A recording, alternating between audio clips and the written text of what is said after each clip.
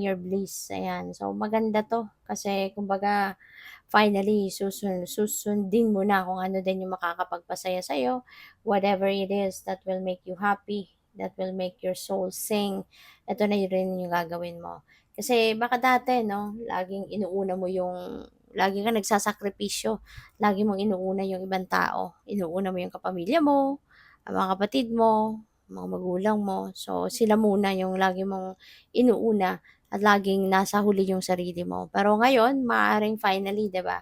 Kung ano yung makakapagpasaya naman sa'yo. That is what you are also going to do right now. So, what else? We have starting fresh. Yes. Sabi dito, a wonderful new beginning is blossoming in my life. So, magsisimula ka dito ng bagong ganap. You are starting fresh, no? On something. At kung ano man ito, nasisimulan mo, this could be related to this. 'Di ba? Pupuwedeng bagong project 'yan, baka meron kang bagong business na ipu-put up, maybe you are starting a new relationship, 'di ba? Pupuwedeng meron kang bagong talent na na iho-hone, mga ganyan. So, depende or baka mag-aaral kayo. So, depende 'yan sa inyong sitwasyon. But yes, definitely you are starting something new in your life. We have looking deeper. Deep within me is a majestic radiance, no? Alam mo sa sarili mo na you have that radiance. And po pwede, no? Nagagamitin mo din yan as you start something new in your life. Maybe, isi-share mo na din yan sa iba. You know, gagamitin mo na din yan as you start a new life. So, that's really good.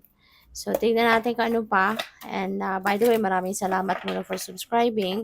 And if you haven't subscribed yet, subscribe na kayo. And also, maraming salamat din for not skipping the ads.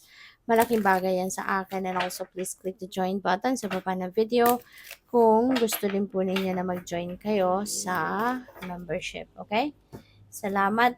So, we have rest and rejuvenation. Ayan, Taurus. Pahinga din. Okay?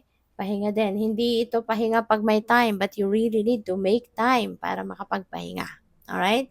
Kasi maaari na pagod ka na.